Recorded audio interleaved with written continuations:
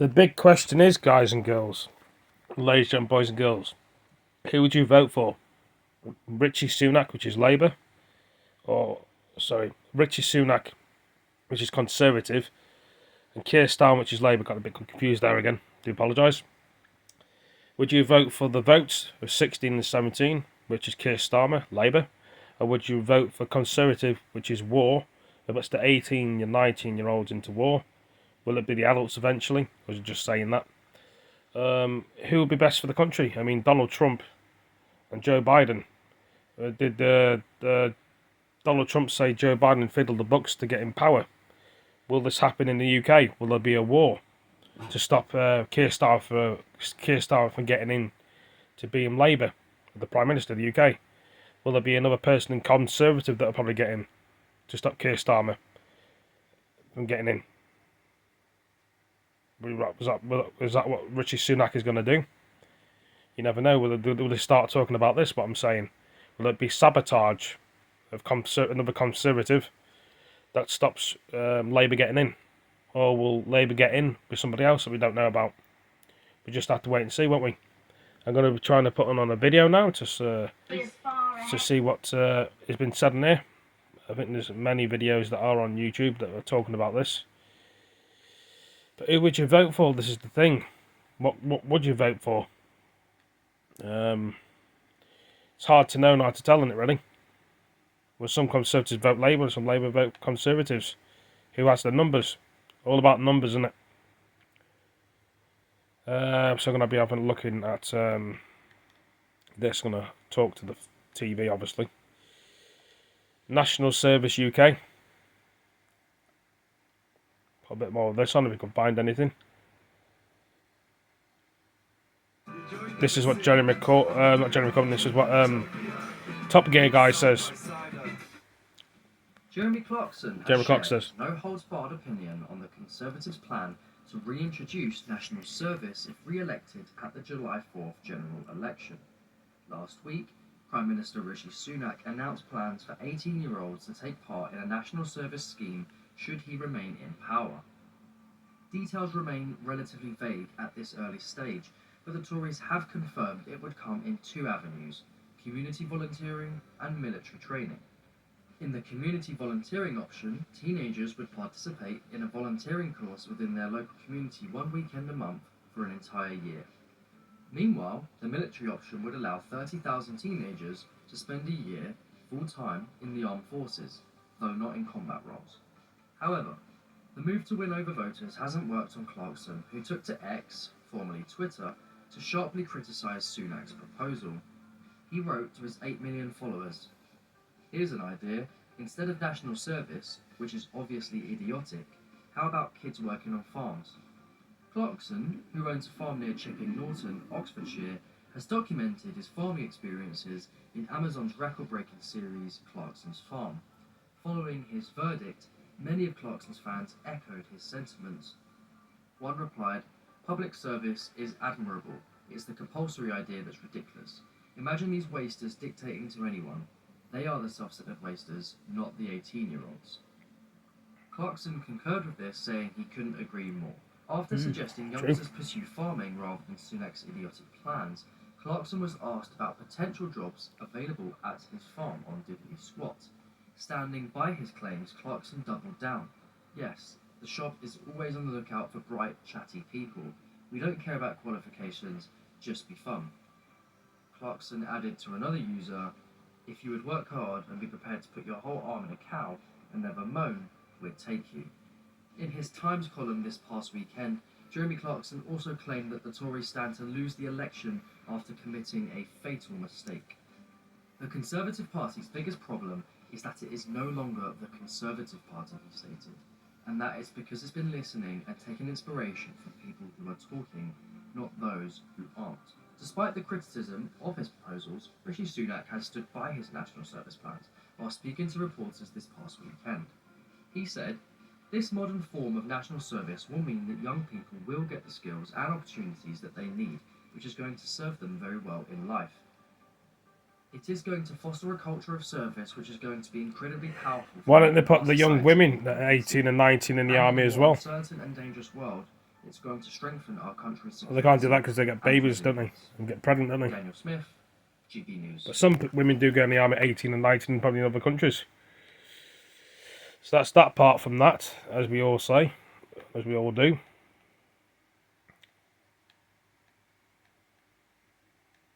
There's not a great deal of stuff on at the moment. It's always something you're trying to find on here, but not a great deal at all.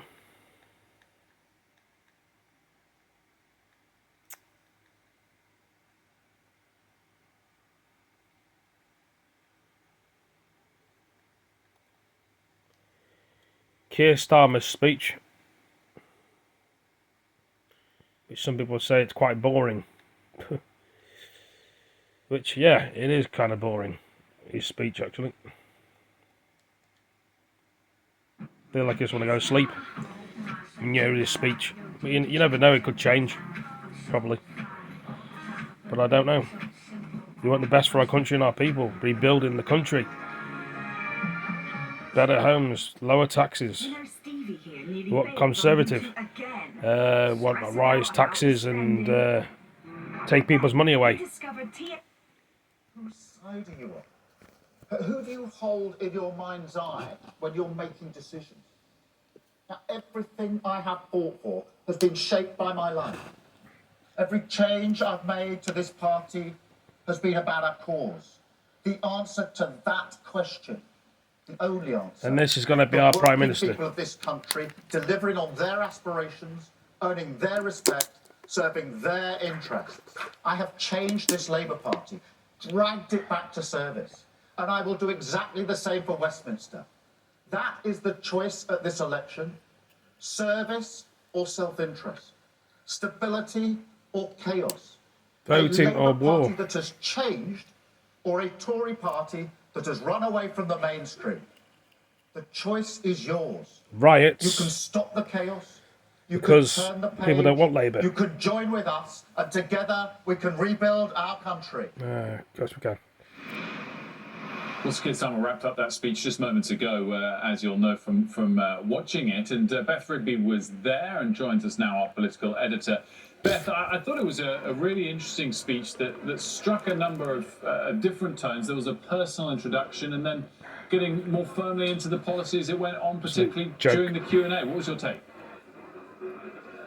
There were two elements of this speech. The first is that I think there's an admission within the Labour Party. In fact, Keir Starmer said it himself, that whatever the polls are suggesting, he understands he has not sealed the deal with voters, that many voters might be unhappy about Seal the deal, Conservatives, eh? but they are also in general disillusioned with politics. There's a breakdown, if you like, between politics and politicians Spinning lid, spinning top lid, in the face, in my lid top, spinning top, lid top, hat on my head lid, lid top, eye for an eye, tooth for a tooth, is in the eye, in the hoof, tip in the eye, if in my eye, if in my eye, I can't run the country. Because I can't run the country. So it was a personal speech, if you like, to try and cut through Craziness and to madness. voters and try and make that connection. We talk a lot about the kind of Blair mania of 1997. It doesn't quite feel like that for Starmer. So that was point one.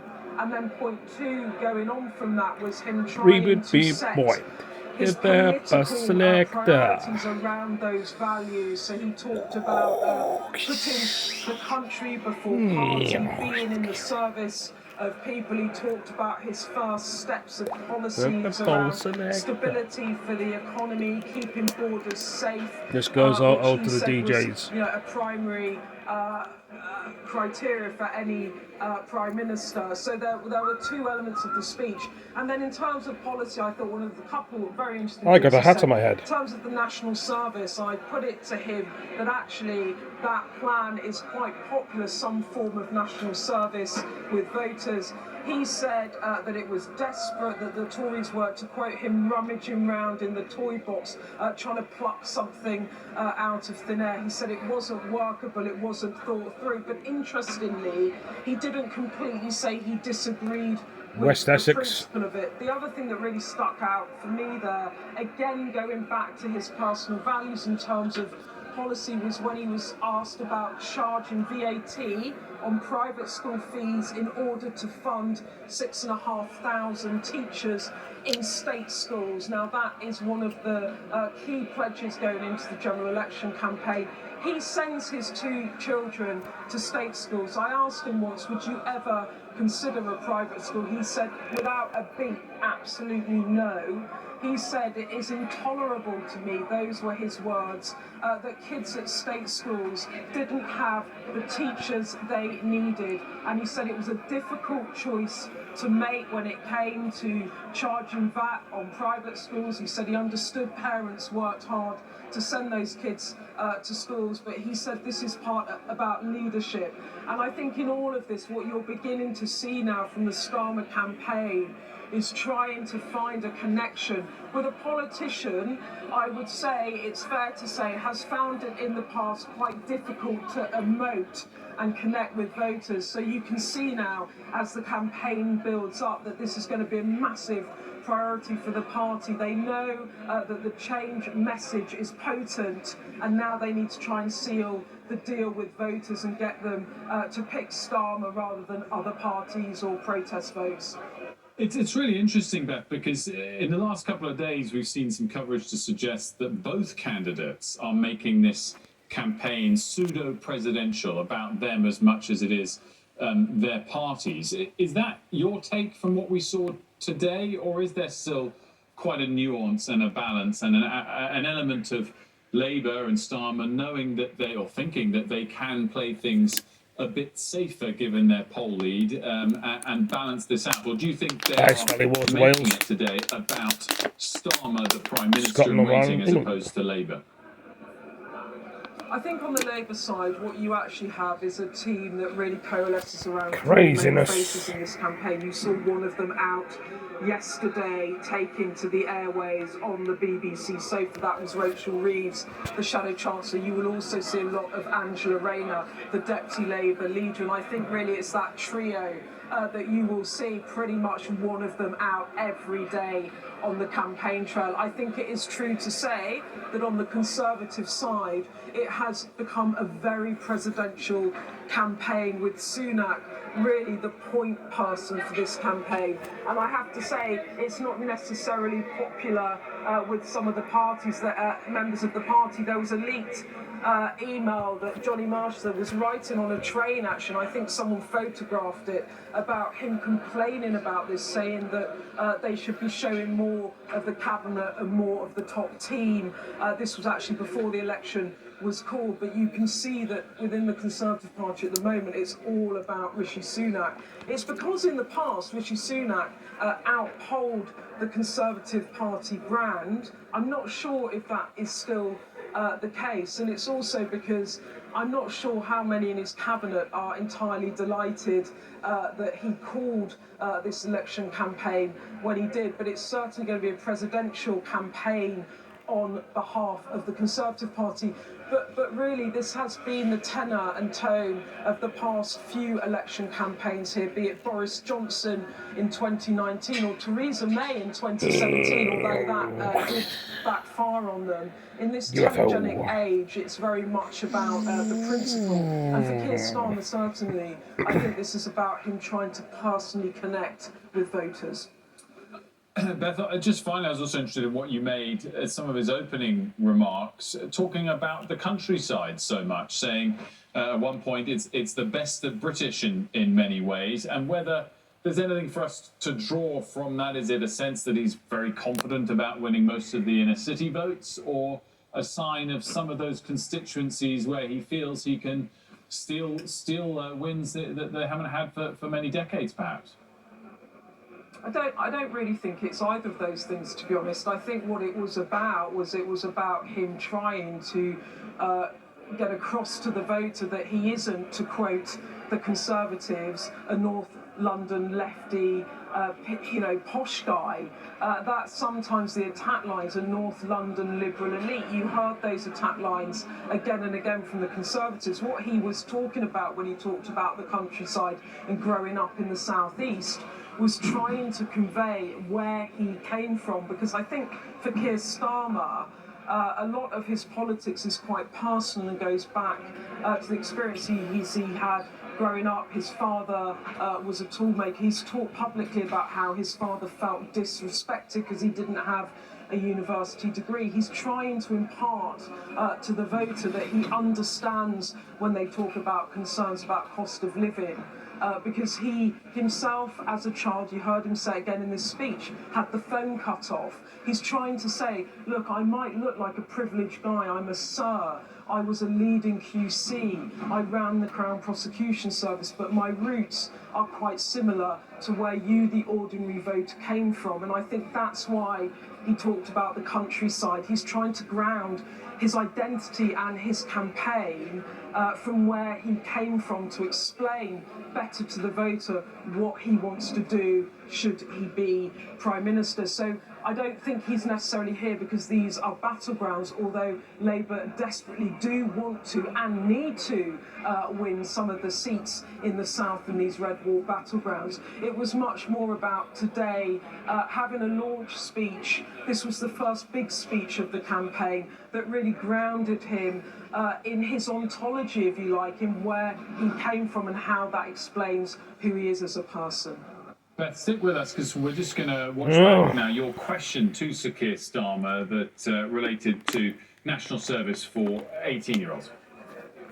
Some form of national service is actually quite popular with voters. Would you support a version of the Prime Minister's plan? And I'm a mother of a teenage boy. You're the father of a teenager. Do you think your son and his friends would be enthusiastic about signing up? Thank you. But I do accept the proposition that we need strong defences, and that has to be the first duty of any government. But I think this plan is desperate. I think they are rummaging around in the toy box to try and find any plan that they can throw on the table. I don't think it'll work. You've seen what military experts, those with experience, have said about it. Yeah, I think why don't you talk to me about when you first met the guys from the beginning? Beth, I thought it was an excellent question, which allowed you to get to the issue without allowing him necessarily to give his most pre-planned answer on the topic. It wasn't a bad answer either, and you mentioned also his answer and response on the question of VAT on private school fees. There were some other good answers. He clearly had to think on his feet to deliver as well. What do you give his overall performance today? Well, I think in terms of the answer to that question, what was interesting about that was he didn't completely poo-poo the idea of some form of national service. And, well, he might not, because actually when you look at polling, people do quite like this policy, the idea of some form of national service. Of course, there are questions about making it mandatory. What was interesting, though, in the way he answered it, was the way he talked about priorities. So the way he ended up answering that was in framing. So the Prime Minister wants to talk about defence, national security, to try and make the argument that the country is safer under a Richie Sunak government. And what Starmer did with the answer there was he didn't poo-poo the idea, but rather he said, look, this is an ill-thought-through plan.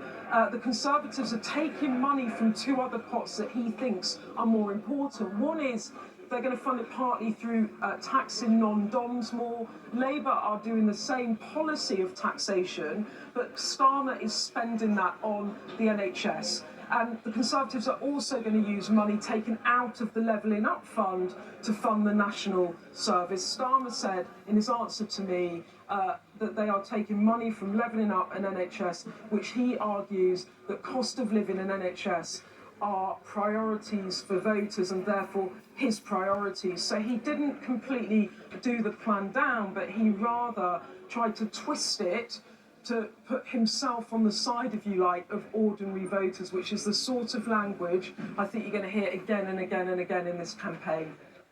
Well, there we go. Fruit yogurt, extra What do you think about that? bitter, extra thick, Bloody extra adverts. smooth, extra fruity. Anyway, thank you for all joining me, and I'll see you in the next video. Take easy, peace.